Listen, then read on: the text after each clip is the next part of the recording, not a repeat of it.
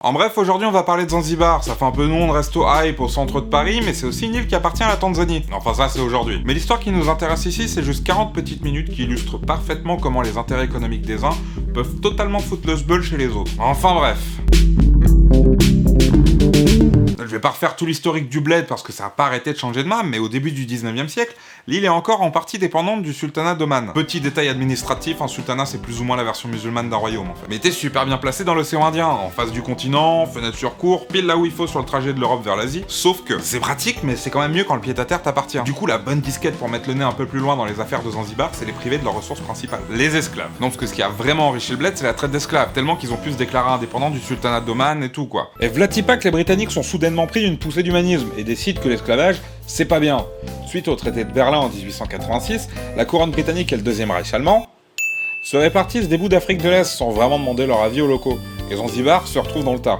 Le sultan ne garde que quelques îles à un petit bout de côte, mais conserve tout de même le plus important quoi. En 1890, le sultanat devient un protectorat britannique. Comme on l'a déjà expliqué dans une autre vidéo, le pays reste indépendant, mais c'est quand même fortement recommandé que le gouvernement écoute les gars du dessus. Le sultan est validé et payé par la couronne britannique, et le premier ministre est britannique. Pas trop l'indépendance quoi. Le 25 août 1895, le sultan Hamid bin Tuwaini meurt dans des conditions un peu cheloues. Sûrement, mais ça a jamais été confirmé, empoisonné par son cousin, le Cher Khalid bin Bargash, qui en profite pour se caler sur le trône. Bah oui, ça serait con de le laisser refroidir.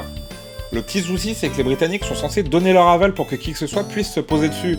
Et là, c'était pas le cas. Khalid, il est moins fan d'eux et a pas spécialement envie de négocier. Basil Cave, un Britannique en charge des relations diplomatiques sur place, demande à Khalid de pas faire le con, tout en demandant à la couronne s'il peut le dézinguer si jamais il refusait d'obtempérer.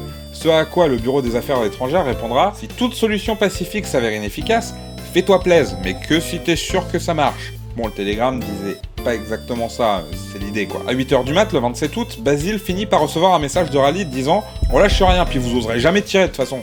Encore une fois, c'est l'idée, hein. C'est à quoi Basil répond « Regarde-moi faire, poteau ». Côté Zanzibar, on a 3000 hommes armés et un yacht un peu équipé qui zone dans la baie. En face, les Britanniques ont 5 bateaux de guerre et environ 1000 hommes. À 9h, Basil ordonne qu'on fasse sauter tout ce joyeux bazar. À 9h02, ça commence à tirer, en quelques secondes, il y a déjà quasi plus d'artillerie côté Zanzibar. Et une partie du palais, en bois, commence à s'effondrer, avec tout le monde dedans. Khalid et une quarantaine d'autres mecs importants profitent du bordel pour se faire la malle et se réfugier dans le consulat allemand, où les Anglais peuvent rien faire. Un peu comme quand tu montes sur quelque chose quand tu joues à chat. Le fils de Khalid, resté sur place, demande un cessez-le-feu, et c'est Hamoud bin Mohammed, plus cool avec les Anglais, qui prendra le poste de sultan et au passage abolira l'esclavage l'année d'après. Au total, la guerre a duré 38 minutes, et dans ces 38 minutes, on compte 500 morts côté Zanzibar pour un sous-officier britannique blessé. C'est à la fois beaucoup et vachement peu en fait. Bon, dans l'histoire, l'esclavage a été aboli, c'est moderne, c'est propre, tout ça, mais le gros point à retenir, comme on l'a vu pour le commerce du thé précédemment, c'est la capacité des puissances coloniales, et surtout les Britanniques, à faire plier des mecs qui étaient pas trop d'accord avec eux pour ensuite donner un semblant de paix et de liberté à tout le monde. Bon, pour le coup, c'est sûr que t'es rarement aussi libre et en paix que quand t'as pas 5 bateaux qui te tirent dessus. Enfin bref.